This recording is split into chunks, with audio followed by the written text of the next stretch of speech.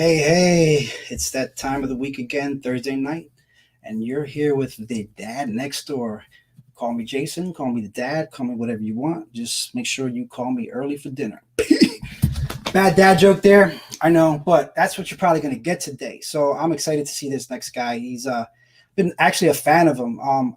Found out accidentally that he was a pastor and all these other things, but I came across him because I'm always looking for funny videos, and between he's known for his super marriage tips, and I'm going to leave it at that. So if you actually are married, you might want to get your spouse and come in and check on some of this. I don't know if he's going to bless us with that. We'll see where this goes, but he's the guy. So let me give you the intro. We're going to get into this real quick, but you know what I do every time? I just show you pictures of my family till you're bored, and then I come back on. So let me do that first.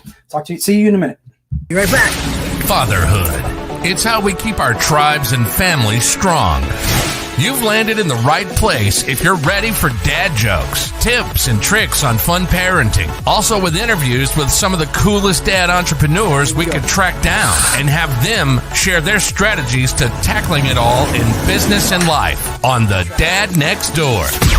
And now, your host, Mr. Dad Jokes himself, Jason Centeno. Hi, Nana.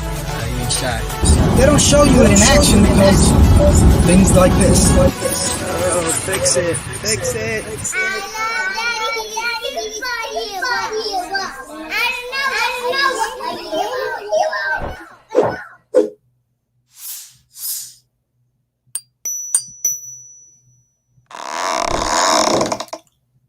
Boom. What's going on, Mr. James Clidence? How you doing, Jason? I'm doing fine. So I'm going to do something a little bit different to start this week. I actually want to bless these fine people with one of your rare your collectibles, your NFTs, your jokes. I'm going to give them a dad joke because that's the kind of people we are here at the Dad Next Door. We do dad. Let me pull this in real quick. Hold on. This is a new thing for me, so give me a second. All right. So here we go. Application window. I want you guys to get a little sample of my man James here. You see that guy right there? So man, pretty handsome guy. Yeah, he's a good looking dude. So he's going to tell you a little dad joke, and then I'm going to tell you one of mine, and then we're going to start this party off. All right. 2 more dad jokes.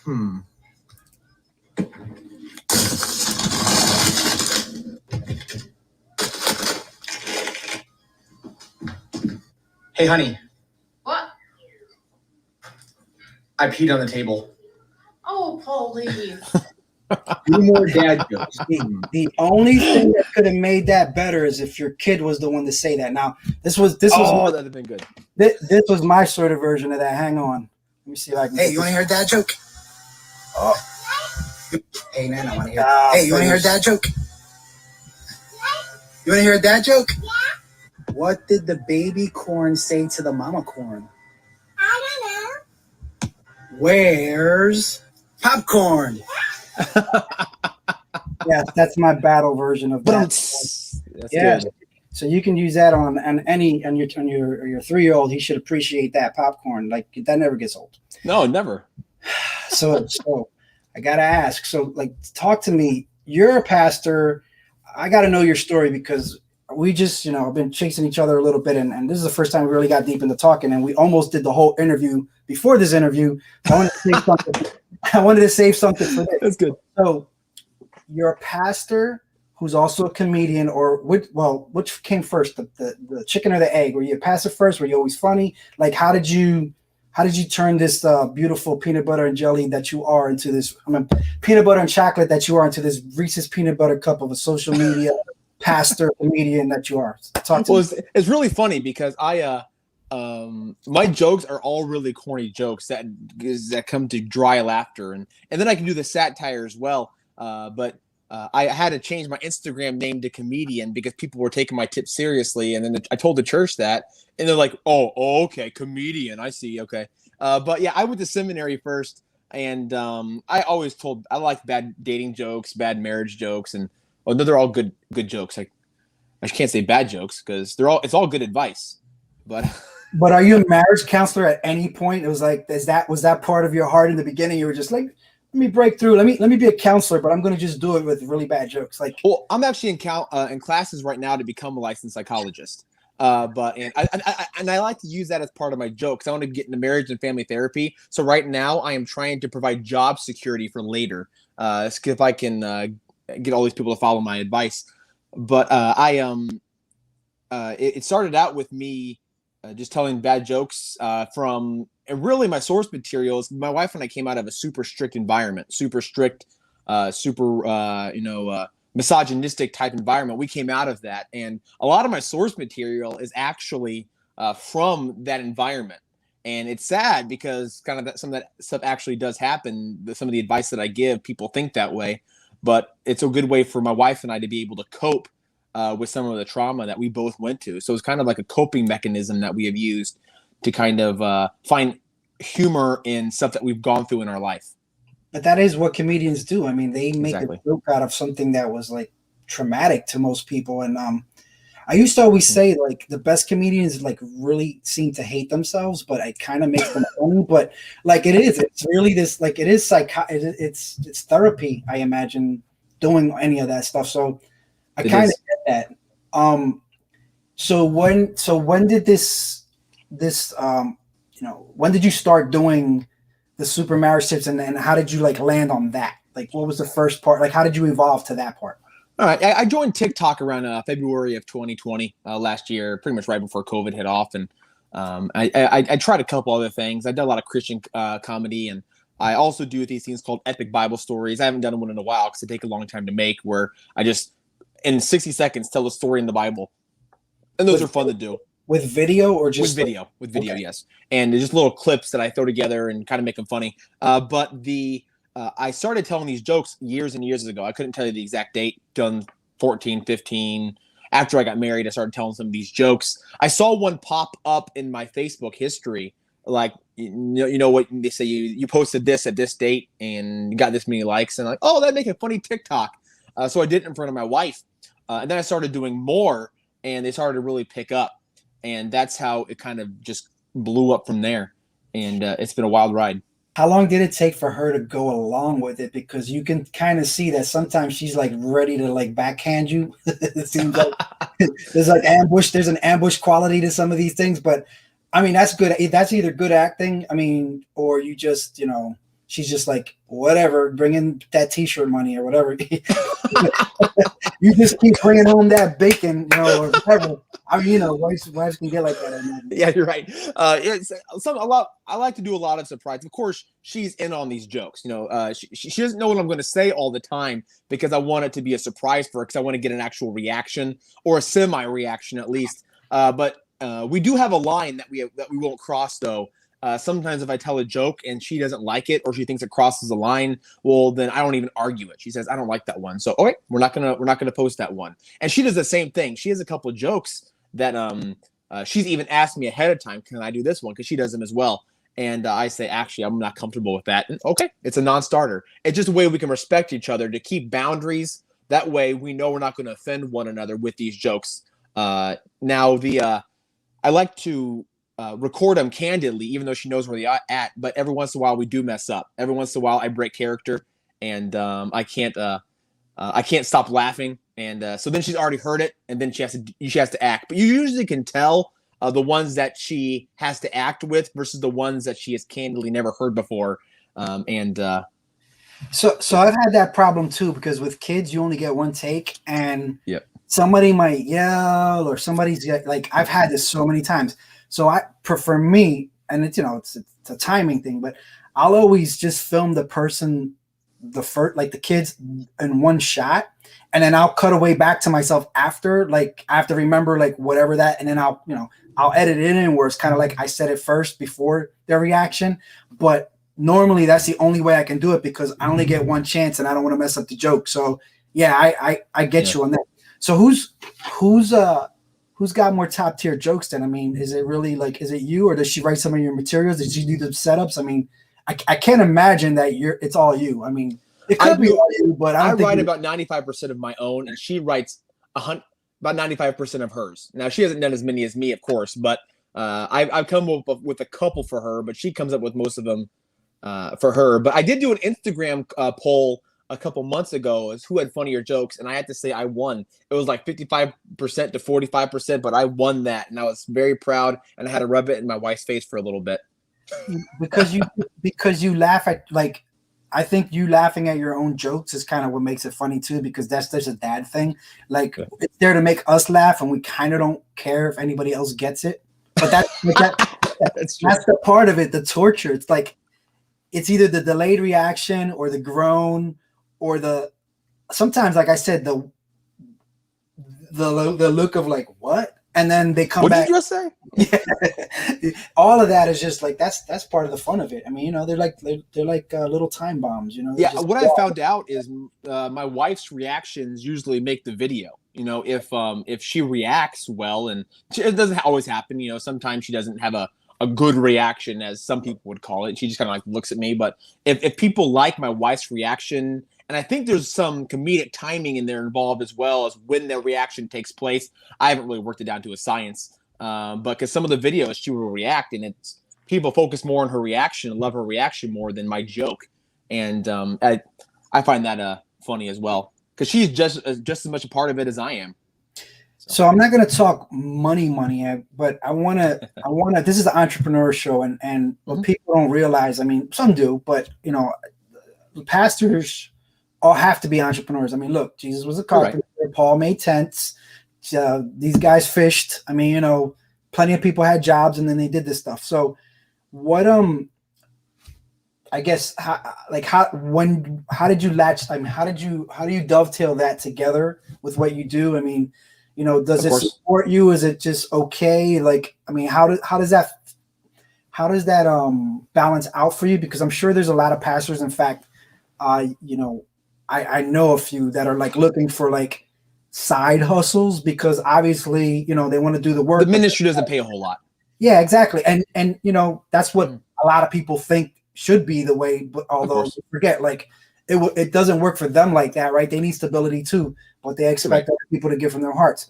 So how did you, I mean, are you still searching for that perfect balance, or like, have you found your kind of niche where this is going to be like, this is decent, and I can rock out with this for a very long time, and I'm doing what I'm love, and I'm still serving and all that? Have you gotten to that point yet? And then how did you put that together? Like, I know there's merch, and there's probably, some kind of, I mean, you're an influencer now, so some kind of, what do you call it? Paid ad, what's the word? Yeah. So I might blank it from it too. yeah. Plugs or whatever you want to call it. Like, you know, just that, like, is that enough to keep you going now that you've built this up, or, you know, you still got another level to go? I mean, where are you in that process? Yeah, well, right now I'm currently full time at my church, and they take care of me very well. We do have a parsonage that we live in. The church does provide for us, and of course, ministry doesn't pay a whole lot, but you know, we have enough to where we can get by. We can live well within our means. My wife also does work a job, and we would like for her to be staying at home sometime. But to answer the question more specifically, I didn't used to be on full time here at the church. I'm a medic as well, and I used to work on ambulances. And I still have my EMT license, so I'm still certified, though I'm inactive. Did you know I was a firefighter for 23 years? I did a little bit. So okay, I didn't know for that long, but you know, I knew for a little bit. So I've heard it before. But that's cool. That's cool. I mean, but so around that, I mean, if you had any tips for like pastors that, because there's so much around this, like you even told me, like people have come to church based off of, like, I told you, you're the first person I saw doing a TikTok sermon on a Sunday. I was like, I didn't even know you could do that. Is pastors like looking to kind of like branch out, because, you know, it's a different world. I mean, the world very much so drastically last year. So any way you can get into hearts and minds, comedy, or, you know, whatever way does it. Do you have any like tips for starters for them? Like, you know, maybe, no doubt. It's just kind of like some kind of real quick protocol. Like, I followed this, and then, you know, I just kept at it, and then the next thing you know, it built up, and, you know, this is what got me here. Some tips for those guys? Yeah, no doubt, definitely. Especially if you're a pastor in here. I was actually in a pastor's chat group earlier today, and giving some advice to some people, some of the pastors who are looking to branch out more on social media, especially. And what I say isn't exactly what people want to hear, but it works. And I've seen it work with a couple other pastors on TikTok as well that I've given the same advice to. If you're a pastor, a couple things you got to realize is people, chances are not going to follow your church's page. That's just chances are. They're not going to look for your church and say, oh, look, Freedom Baptist Church, that's my church's name. Oh, I'm going to follow that. I have had some, but that's just very, very little. So we kind of changed our name. It used to be Freedom Dundalk. That was my church's name, plus the town I live in, to James and Amanda. And since then, we've got a huge influx of people. Now, our comedy is we have a couple reasons for it. Number one, we like to humanize pastors and let people know that pastors are the exact, and pastors' families are just like everyone else. You know, we're not some special high tier, branch above everyone else. And that's one of the reasons we do what we do. But it's also to drive people to feel, the love of Christ by watching our videos and by watching our sermons online, to where we've had a lot of people who watched, as you said, our TikTok live sermons. I started doing that, before even the marriage tips, going live on Sundays. I don't do it all the time anymore because I'm having some issues to where I have to use my phone for my Facebook right now. But I lost my train of thought for a second. Oh, I lost my train of thought. Of course. No, you were just talking about the pastors and like following a template, and Thank you so much. Who they look for online at the church, but the person. You're right. They're looking for people they can follow, not necessarily a church building or a picture of your church building. So kind of I don't want to say market yourself because I don't like that terminology, but like kind of build yourself up on some kind of platform with what you're good at, your niche. If you're funny, be funny. If you're creative, be creative. I've even seen some pastors who are good with woodworking, build stuff, or good with lawn care, and they've done videos of them mowing grass, and those videos have gone viral. And then they can use that as a platform to push people toward their live videos, whether it's Instagram, Facebook, TikTok, whatever they want, and build their audience that way. And because of that, we had a couple families that have come to our church and visited our church, and some have even stayed and become active members in our church because they saw us on TikTok. And that was the catalyst that said, oh, they're right in Dundalk. Let's go check them out. And some are becoming some really, really good friends, and it's been really, really nice. So it's just finding what you're good at and using what you're good at, whether it's comedy, like I said, or some kind of trade, using what you're good at to push people and draw people to what God says about God's love. I get that because I do this this every Friday. I kind of do this branding class for free. It's like Fridays at 11. And one of the things I talk to people about is, they're there most of them are there, like they're in the real estate space. They're trying to personal brand themselves. It's not just real estate, but like personal branding in general, right? Mm-hmm. And what you're talking about is personal branding. But as a pastor, so your job is your occupation, the thing that you want to sell is this thing called the church, this thing called Jesus Christ and stuff like that. Unfortunately, that's not the proper terminology. It's not selling it. Of course. But the point is there's that. And then there's your passion too, right? So I was like, I'm always saying, like, look, take the thing you have to offer, your offering, and your passion, and put them together. And like I said, with you, it was like you took bad dad jokes and comedy and mixed them, with your message and your offering. And it works because people gravitate towards your passion, the thing you're passionate about that they can relate to. Mm-hmm. And then when they're ready for that other thing, you're the first person they think of, because there's exactly right pastors they can pick from. They can go through a phone book. They can listen to a commercial. Mm-hmm. They can just drive by a church. There's no connection to those people unless they're feeling something in their heart that gets drawn there, which that happens. You're right. But when they're ready to decide, like, I liken it to coupons. It's like, who's got the best deal, or who's got the most attractive? Like when you open up, when you're hungry for something, like, who do I want right now? It's like, oh, this guy, he's always doing something. At least I know, like, at least I'll meet him, even if the church sucks or whatever. Like, I mean, the guy, right. I'm just going through like people's hierarchy of like kind of thoughts, and it's random. But you're right. That's how they think. So it's not. There's nothing wrong with using that as a platform to bring people in. I mean, if we're supposed to be fishers of men, I mean, that's what you got to do, right? So, and it's even more than that. It's maybe some people are going through a hard time in their day, and they scroll through a TikTok live, and they just hit you, and you're preaching on Sunday, and I made a joke today on one of my videos I just posted, a pastor marriage tip.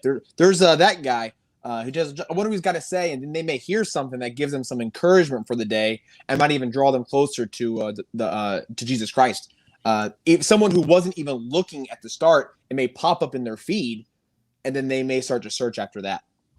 But you also mentioned, like, the guys who do woodworking or painting or something like Yes. that. If they're out there like doing their craft, like being an artist, and then or they're like they could just do a Facebook video of like, hey, I'm out here, I'm gonna chainsaw carve this thing in the tree. It's like, wow, that's interesting. And then it's like, okay, Yes. by the way, if you want to come to church, you can meet me here. We can talk about like whatever. Mhm. That and two things together is like that makes it more interesting, where you want to reach out to that person a little bit more than just anybody. God's made you specifically. God's given you special gifts, special talents, special abilities that only you can do. Instead of just throwing them away and just say, I'm just going to serve God, take what he's given you and serve God with those tools that you have. And that's what I like to give to pastors and tell pastors, especially, use who you are. God made you. Use your skills. I know a pastor who does karate, and I think he's getting a little older now, but I remember one time I saw him break through like 7 or 8 things of ice after a church service, just as a draw to get people to come check it out. Look at this pastor bust through ice, and it was cool. He should challenge Chuck Norris, and then he'll get a whole lot of people. I'm going to text him that. Pastor versus Chuck Norris. Who's going to win? That could be super karate tips, and then his whole goal is just to get a cameo from Chuck Norris on one of his, like, eventually, and like we'll just be rooting for him. Hopefully, Chuck Norris pays attention one day if he's still. So, what does your daily routine look like? My daily routine is I get up and annoy my wife and then go back to bed. I'm just playing. What was that? So that's like a dream life right there. Right? I haven't recorded the joke yet, but I'm gonna record the joke about, hey, when the ultimate goal is to teach your wife to go out and work and provide. That way you can stay home and play video games all day and just chill and do nothing. I haven't recorded that joke yet, but that one's coming. I get up in the morning and I typically around 5:30, 6 o'clock. And I actually, before anything, I help my wife get ready for work because my wife works at Amazon here in Dundalk. And I make her coffee, make her breakfast, get her lunch ready. And I take care of my wife because I know she's not a morning person and I am. So I want to make sure that she gets a good start to her morning, because if she has a good start to her morning, then that's better for me later in the day. So what time do you get up then? I get up around 5:30 to 6 in the morning. When she gets off to work, I spend time with God. I read my Bible, I pray, and then I wake my son up. Just depends on if he's got school or not. He's in preschool, so it just depends the time of what's whether it's 8 or 9, just depending on that. And then I go to work, and my work is essentially just studying the Bible, praying, calling people from the church, talking to people from the church, and going out, finding out special outreaches. A lot of that has been kind of diminished now because of COVID. I can't go into hospitals right now or nursing homes, which I really, really miss. That's one of the favorite parts of my job is going into hospitals and nursing homes and dealing with people who can't really go anywhere. They can't escape my dad jokes at that. You and a megaphone, man. Like you can be outside. I actually had my Practice son. material. I forgot it. I was going to bring my my son's microphone. I had my wife said you should bring that little pink microphone that my son found it somewhere and just do a mic drop at the end. And I totally forgot it, but so I do that, and then I like a lot of phone calls, a lot of dealing with people, and then I take a break usually from around 3:30 to 5:30, and then most evenings I'm in class. I'm in school right now, like I said, to be a licensed psychologist. Right now I'm going actually for a major in biology before I go to a master's in psychology. So I'm in chemistry and I'm in calculus and I'm in all these different courses right now as well. So why? Like what's that got to do with the psychology major? I mean, yeah, be dispensing pharmaceuticals or what? Like, well, there's a couple. I was confused about it at the start, and I'm starting to understand it. Where I'm in psychology classes as well, but it seems that I'm at the community college because I'm trying to get all my preliminaries done cheap, and it seems that the biology major is accepted more widely than the psychology major that they offer. So I thought, well, and the biology majors are accepted in 2 psychology master's degrees at all these different schools that I'm looking at going to. So I thought, well, I'll go for the biology. I like science. I'm really bad at it, but I like it, so I decided to go for it. So I'm in school full time as well as working full time. So it's been a busy semester because this is my first semester back. But so like Tuesdays and Thursday nights I have class, and Wednesday nights I got church. And after class on Tuesday nights, I have a men's meeting at my church that I go to. We have a thriving men's support group of about 15, 10, 20 men, just depending on the week, to where we all talk about how to be better family men, better dads, better husbands, and it's been good. So I'm going to ask you 5 random questions because I like that. I like random, and you'll probably like it too. And just want to see what you come up with. So I don't know how tall you are, but what's the best advantage to being really tall? The best advantage to be really tall. I'm 5'8". I'm not tall. I'm not Same short. here. I'm about average. You're 5'8".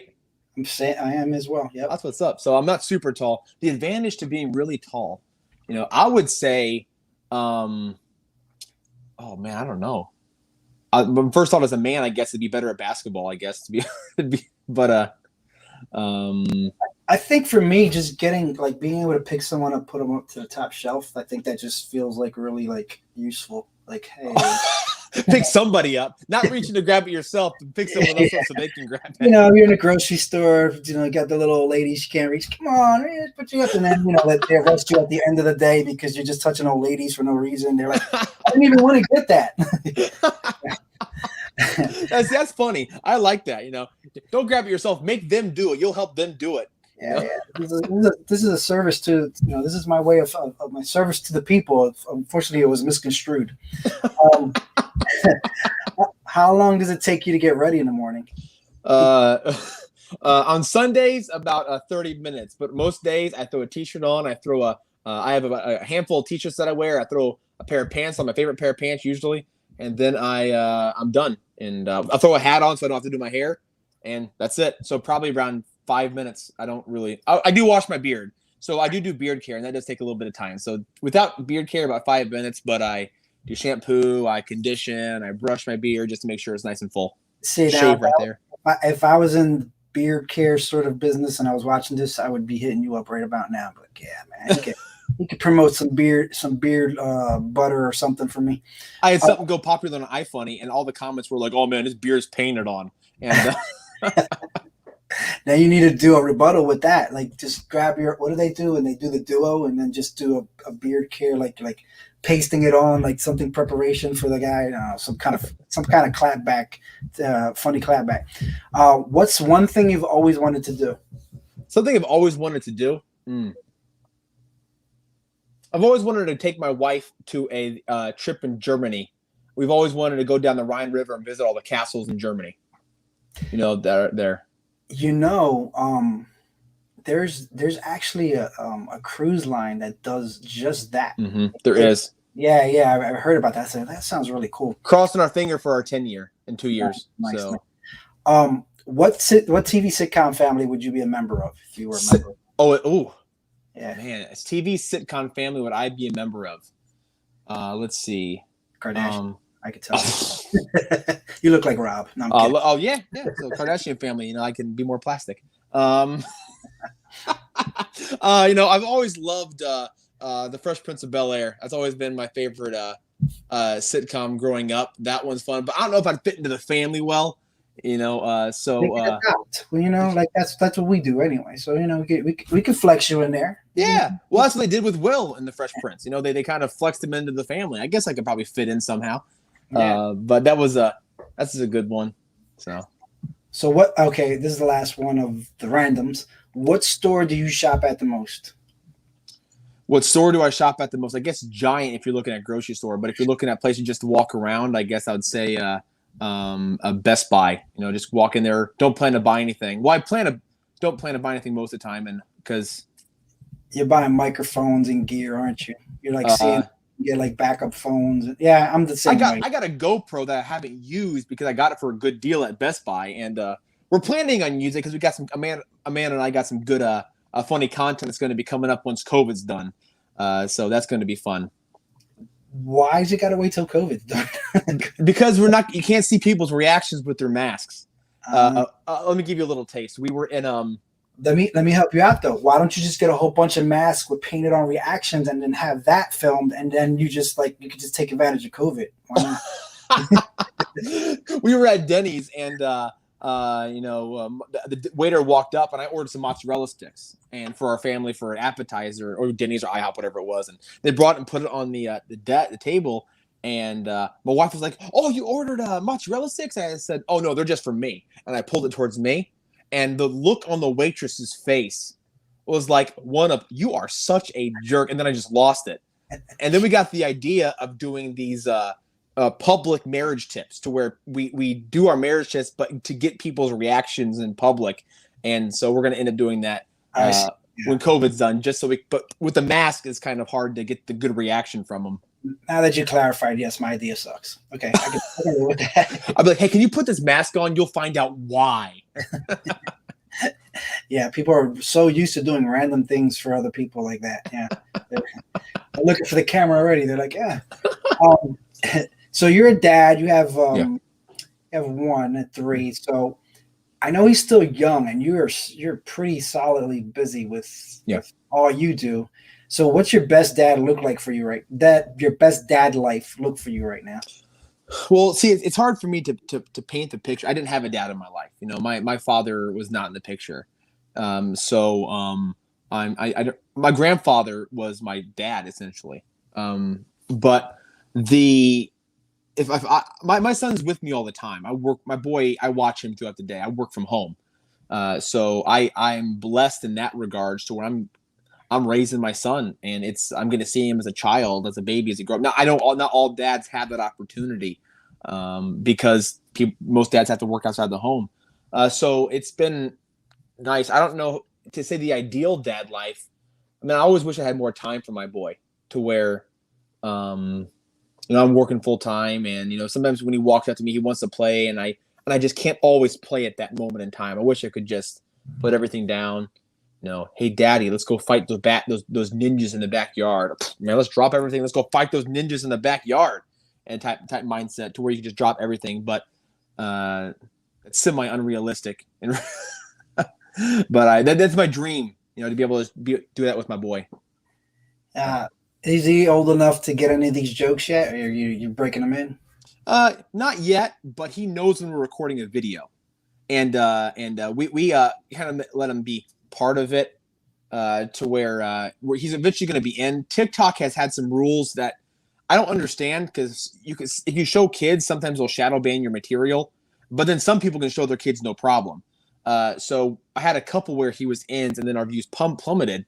Then I found out that they were banning live streams because kids were in it. So we have kind of kept him out of a lot of our material because of that. We didn't want our stuff to get banned and shadow banned, but we record a video, and then what I'll do is I'll go get him candy.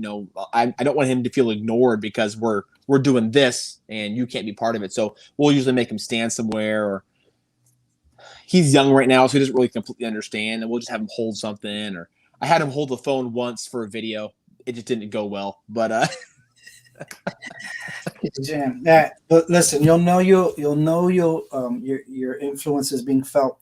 I started to, when my kids started trying to tell me dad jokes, and they were really, really, they were just like kid jokes, but they would call them dad jokes, and they were bad. But I was just like, I don't think you're getting how this works, but I appreciate the effort. So it's funny, like one of my daughters specifically, but it was cute to me. So like you'll get to enjoy that, and it'll be funny watching your let's say 4-year-old trying to tell people some super marriage tips of his own. Well, and he's already getting it. He's a little prankster, this little guy, and he'll do things that are practical jokes. Like, Daddy, can you hold me and snuggle? And then I'll pick him up and, oh man, this is nice. I'm snuggling with my boy. And then he'll like fart or something like that, or burp on me, and then get down and run off laughing. I'm like, you're a little jokester. I'm like, good on you.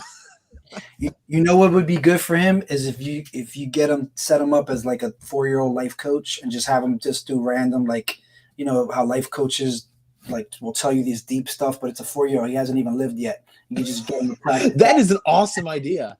Well, I did it on Clubhouse. Like I was just bored, so I just put my daughter on, and I was pretending with her. We was playing Legos, and I was like, Yeah, so give life advice from a 4-year-old, and then I would just ask her random questions about life, and she would answer random stuff, and it was amusing to me. So I mean, it's something to play with.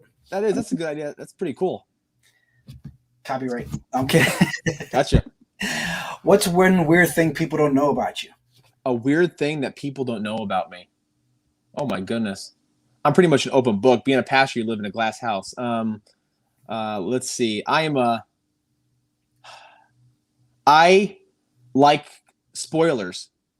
I guess that's a weird thing. I don't know. I don't like to be surprised by TV shows. So if I can search out and find spoilers for myself, so I can read them, then I'm perfectly great with that. If I get into a TV show and I find groups that are all about spoilers, man, I'm involved. I'll try to figure it out. I don't like to be surprised, I guess, and I'd rather know ahead of time that something's going to happen than be surprised when I'm watching it on screen and feel the emotion. I guess that's a weird thing. Yeah, I was gonna say, doesn't that play with your emotions though? Because 95% of the time they're all speculation and they're not really. I mean, for me, because You're right. Yeah, because they're not the writers unless they got somebody in there.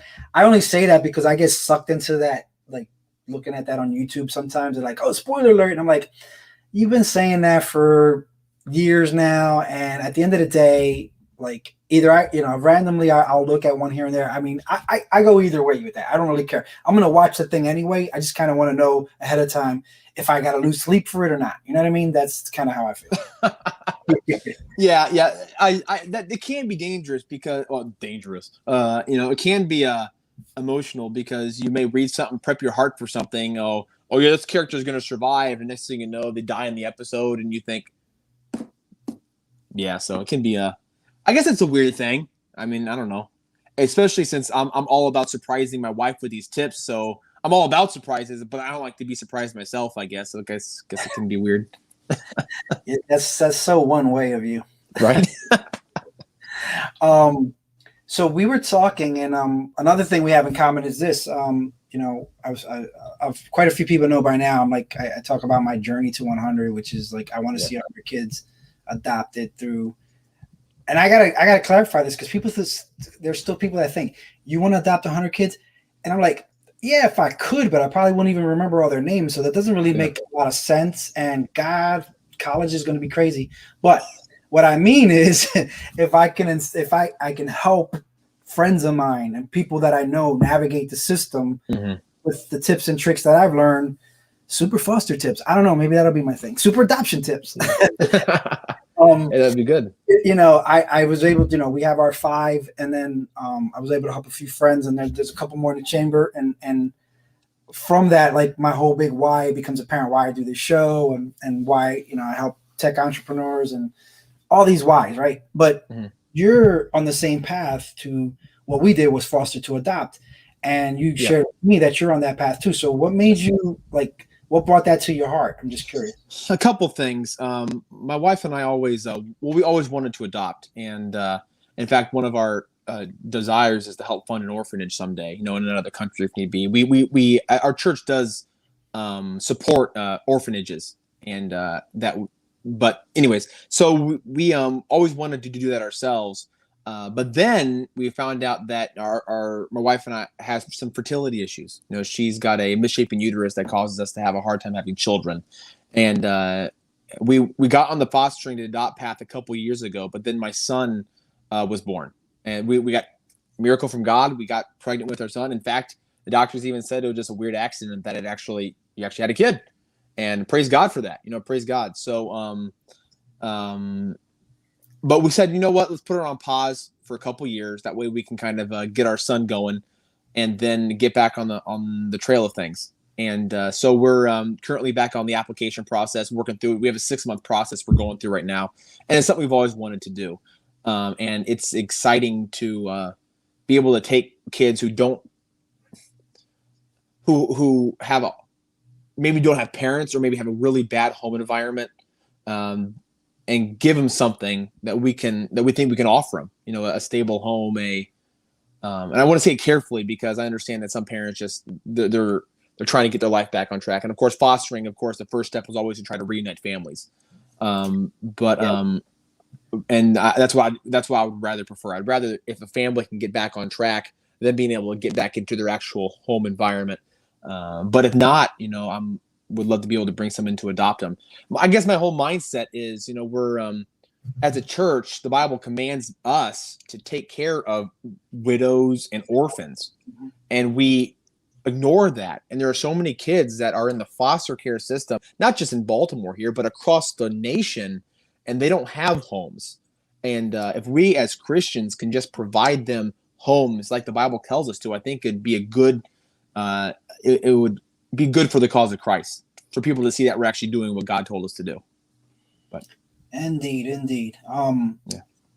It's one of those things too. Like, I mean, there's so much around it. Yeah, hard to get into, but like it is. Yeah, I always tell people there's all these things these emotions that swirl around it. Like, there's people who want to adopt, and they're like, well, I want control. I don't want parents. I don't want to know the parents. I don't want them ever coming back and having some influence on my kid's life. And I get that. Yeah. But the way the systems is set up is there is no 100% guarantee of anything anyway. You could throw $20,000 at someone, go to another country, think that you have all this control. You got an agency working for you. You go to China, you go to Russia, you go to Brazil, everything's set up. You get there and things can change in an instant and there's nothing you can do. So you lose all that money too. Yeah. And there's no guarantee of any of it. The other thing too, is I always thought that, like, if I'm not a fan, I'm always on the fence about this thing, right? Like, I'll tell anybody that wants to hear it.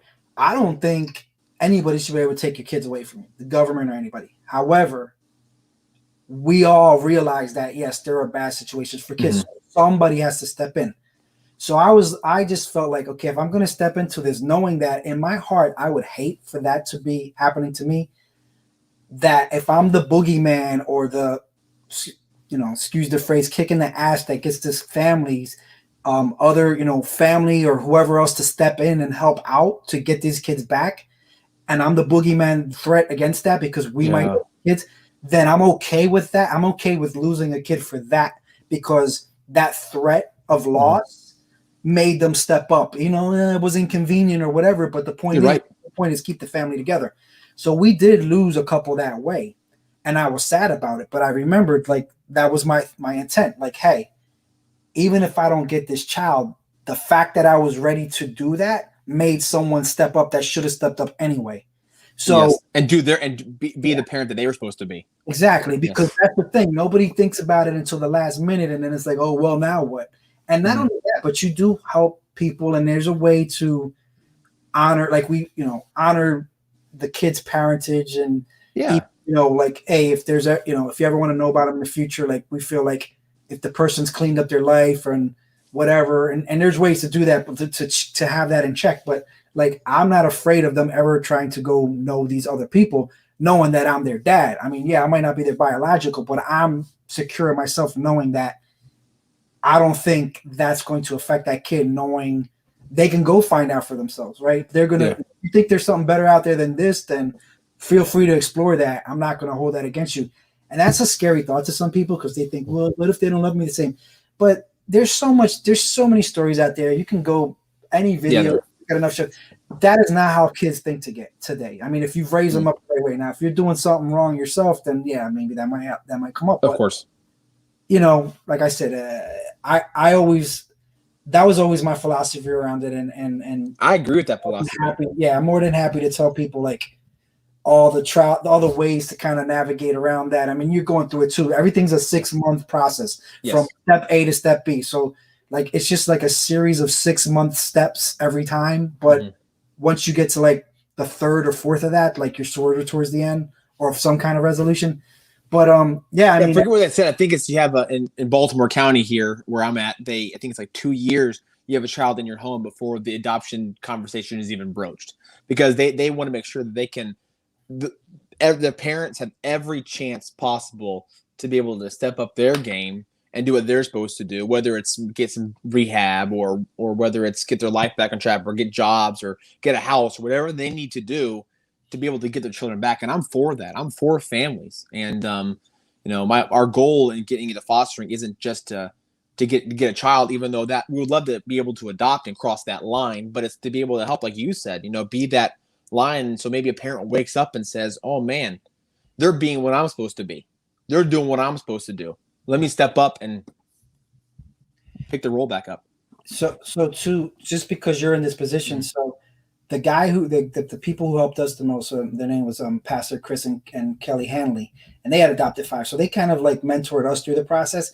So what I was going to say as you go through this process is, number one, you guys should find yourself like another couple going through it at the same time, because you're going to need that emotional support. You're going to need that. She's going to need someone to cry and rail against when things go sideways. And you're going to need a dad going through it with you. Like, yeah, man, it's messed up. But like, because the women need to vent, and the guys can only, shrug their shoulders and be like, yeah, I know it sucks, but like, what can we do? And also in the future, be that for other people, because like I said, if for Chris and Kelly, like, we certainly would not have had as much success, and just like in church, or even you want to, maybe you're not in church, maybe just think of it like a gym spot partnership. You always need a partner in these kind of endeavors to keep you on track and to keep you focused. So I would say to anybody kind of seeking this out, like, don't do it alone. That's wisdom right there. Try to find someone else to go and lock arms with as you go through this together, to support each other, because your journey will be a lot less troublesome for you as instead of going through it alone. So, because nobody else understands it unless they're going through it or have gone through it. So you need that, that person. Yeah, man. We went deep today, man. Good. I don't really do that. I mean, you're the first person I really went deep with this on one of these shows. So that's good. I've been meaning to anyway. Well, it's an important topic. It's a good topic, and it's something that's widely needed. There's in America, there's way too many kids in foster care system, and not enough families to be able to help them out. So let me ask you something. Are you in any kind of like mastermind or groups that are like, meant for, with entrepreneurs? It's like there's usually a mastermind, like a marketing mastermind, or sometimes like if you're in a Tony Robbins, there's like a personal development mastermind. Within churches, I imagine that they would do subgroups or something like that.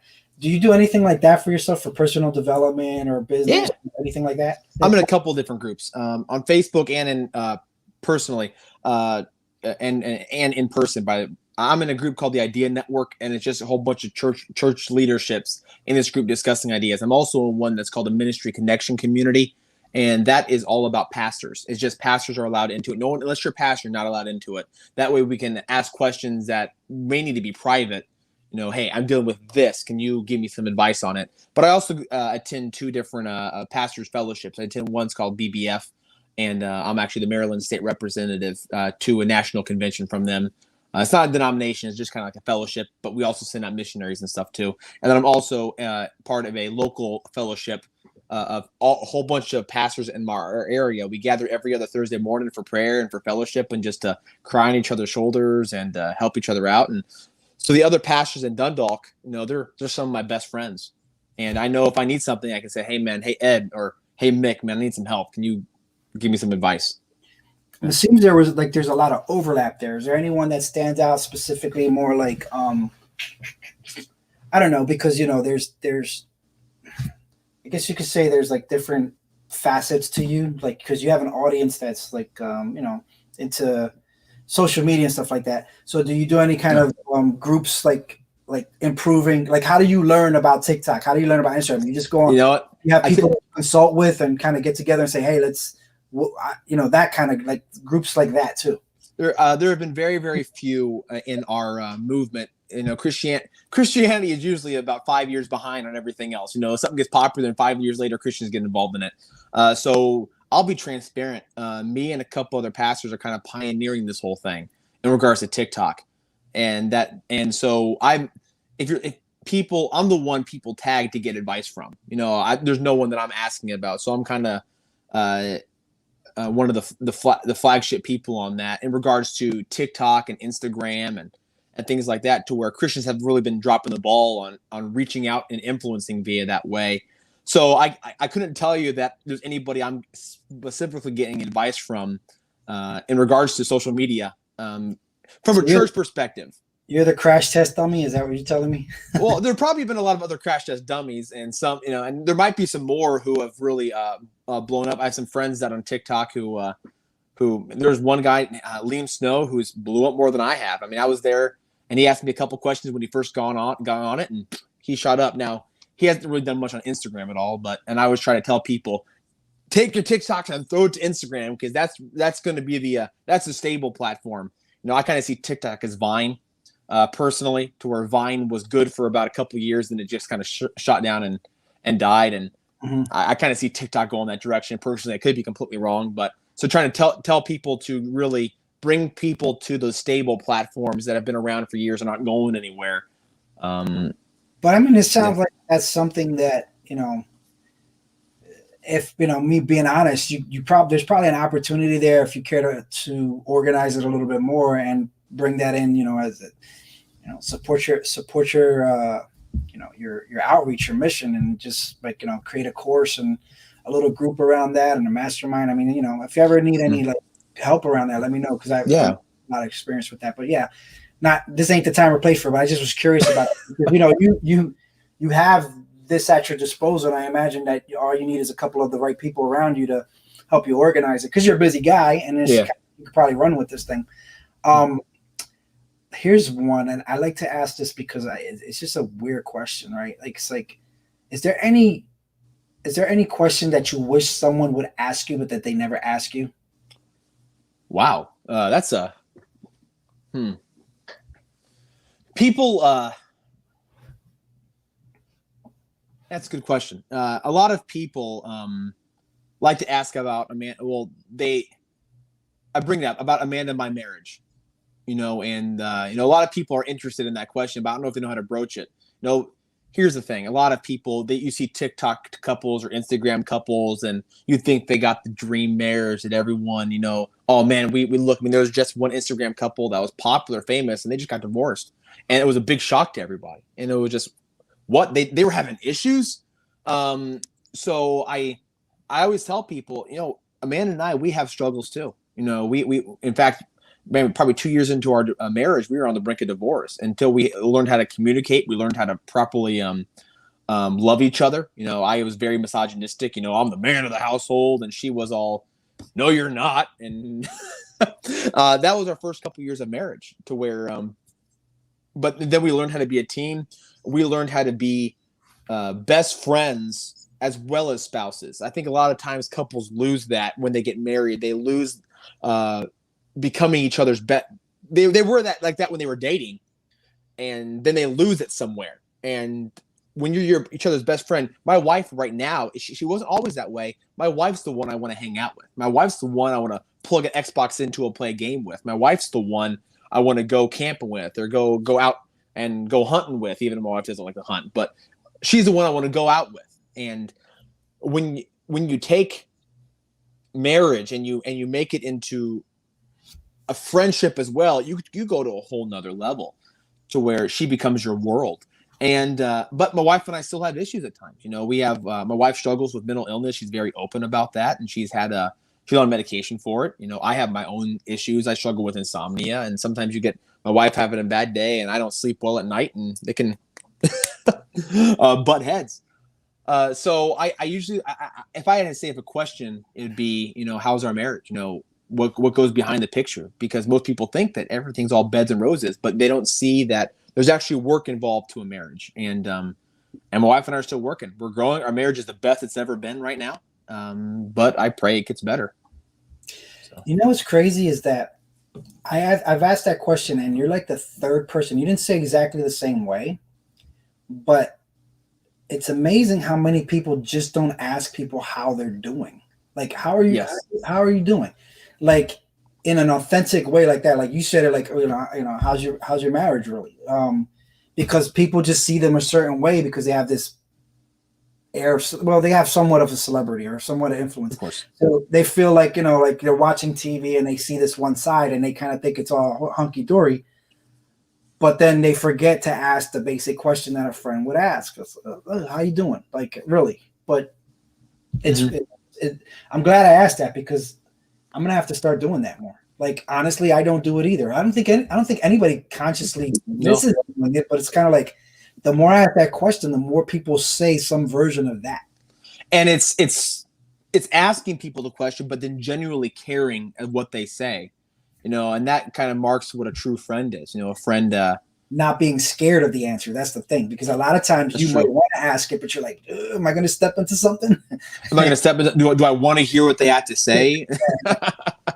The old adage, someone asks, how you doing? Oh, good, good, good. Are you really good? And that's Are you really good? Tell me now. You're looking kind of skinny. Like, that old school guys would do that. They're like, they would notice that kind of stuff because they weren't so distracted by their phone or like things like that. They would just, they would ask you that kind of stuff. Yeah, you're right. It's like, because you can see someone's eyes, you can see someone's demeanor, and we've kind of lost that today.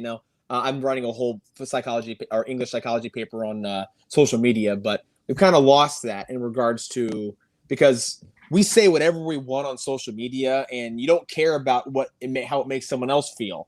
You can say it without looking into their eyes anymore nowadays. So it's catching a slap. That's the real reason.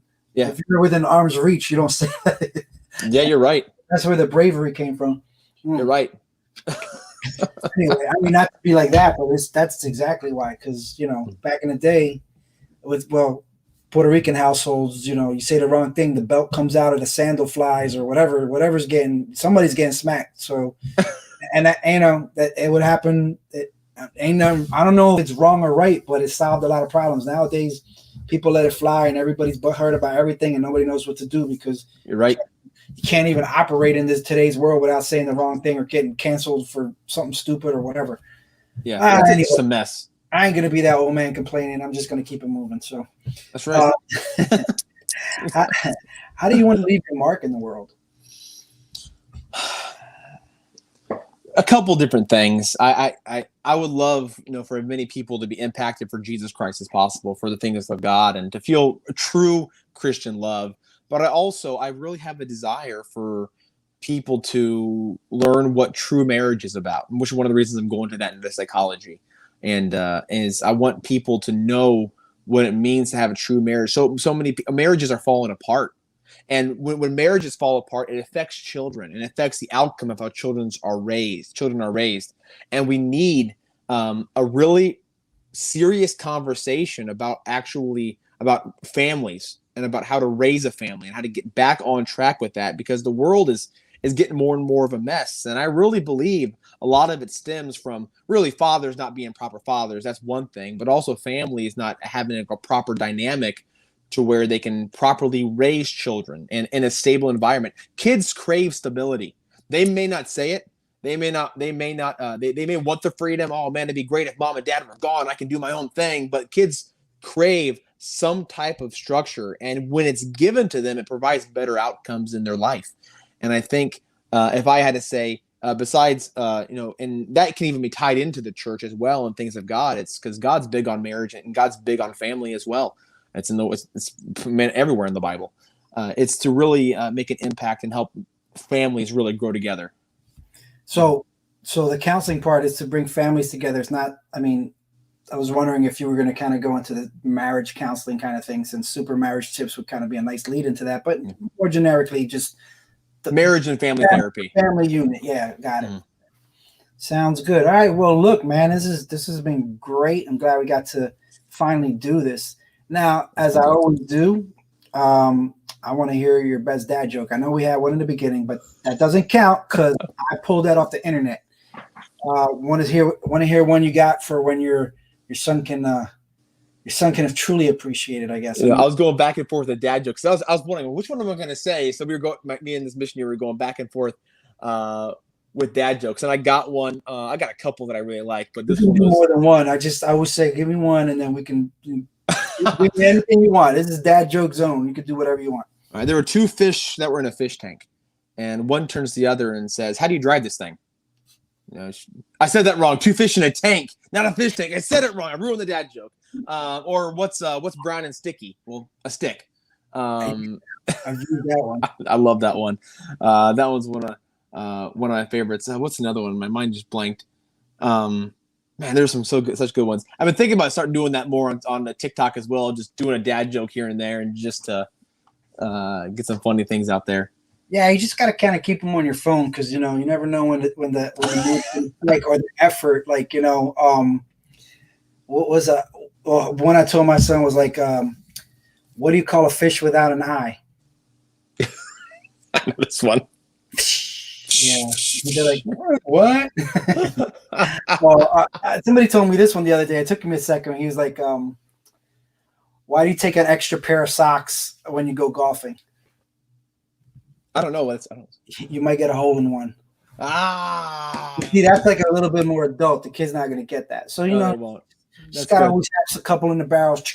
Always ready to go. Ready to go. You never what know. I found is the best dad jokes are the ones that just come off the cuff. Like you never heard them before and something just happens and you can say it and then you probably forget about it afterwards, It's like dad puns though. But yeah, they a lot of them come up on the originals. Like I would say, I come up with them, but like I would say 50 to 60% of the material, it's probably already out there, but I like to take stuff and remix them a little bit just for make him you. Yeah, like a little more you mean. So I think that's some of the art I bring to it, but not all the time. We all refurbish other people's materials. That's just the way it is. There's the timeless thing about that. But listen, my absolute favorite dad joke was the pee one, the one that you showed earlier. That's my absolute favorite dad joke. So I might actually if I use it, I'm gonna remember that. I'm gonna use it on my kids. I think I gotta find. We don't really eat. You know what? I got wasabi peas. Yeah, there you go.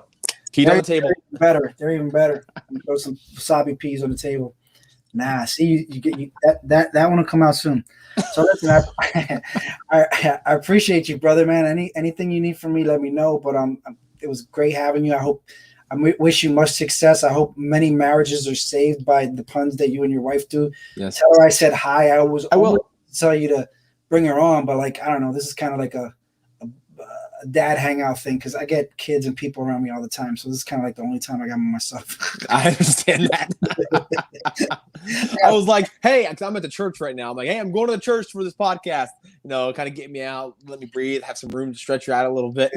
Yeah, some free time. But yeah, man, thank you very much for this. I'm just hang out for a second. I'm gonna wrap this up and then this will be over and we'll move on to the next thing. And anything I can help you with, like I told you, I can help you guys with some tech. I can maybe help you put something together with this group that you got going on of pastors. Yeah. We're doing some Kingdom Dad stuff. In fact, you are in that group, so you can start to maybe pull some of the resources from the guys in there and get to know them.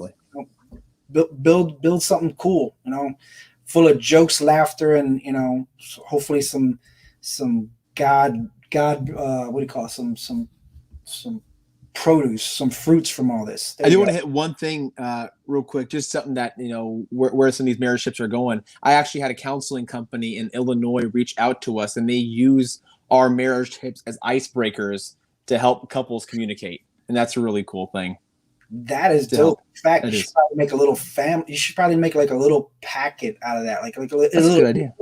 A little ebook for pastors, like to break the ice on marriage counseling, and you could just be like, "Here's like our top 10, little marriage icebreakers to make your people laugh to break the ice." And there you go. You got like a little lead magnet there for you guys who want to get. That's a good idea. That's a good idea. Write it down. I'm looking for my pen. While you do that, you just hang out. I'm gonna take these people into the next thing in 1 second. Right. But thanks, man. We'll talk again soon. Appreciate everything you do. It's good. Thank you. All right.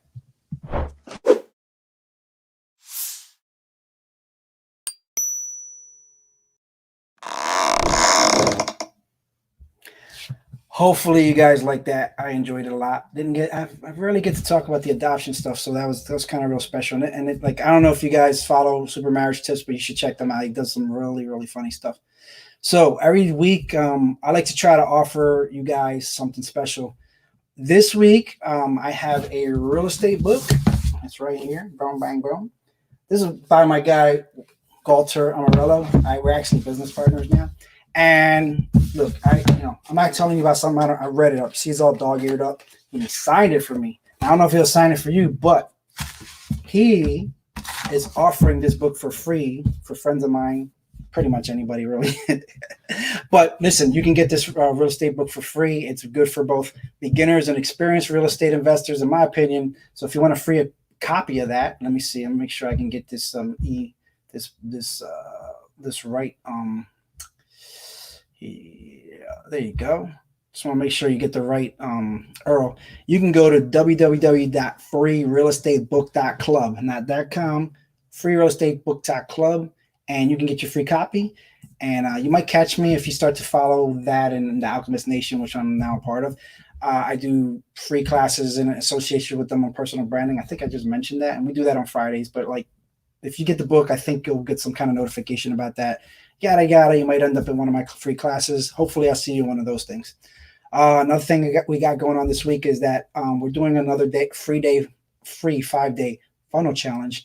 And this is kind of where we walk beginners and intermediate people through setting up like business funnels for anything you have to offer. It could be, books, or could be real estate. It could be, if you have a business that you need, you want to attract people to.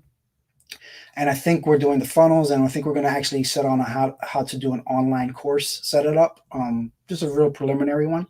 So if you guys want to be part of that free 5-day funnel challenge that goes on next week, April 19th through 23rd, and you can go get the details on that at www.dadfunnels.com. There it is right there. And it's Dad Funnels with a Z, not an S, so you get it right. And just opt into that, and you'll see the details on that, and you'll get the notifications on that, and then you'll see me on next week. So hopefully that's okay with you. All right, guys, I think that's a wrap for tonight. So for all you dads, entrepreneurs, and all the other sexy people still out there watching this late at night, if you like what you heard, then don't forget 9 p.m. next week to tune in and turn up with the Dad Next Door. We are going to be switching from Thursday nights to Tuesday nights starting in May. Just works out a little bit better. So hopefully that makes it easier for some of you guys to attend. It'll certainly make it easier for me to do this. So why not, right? But anyway, that's it for me. Take care, comb your hair, and I'll see you guys on the next one. That's it. I'm out, and let me do this ending. Peace out.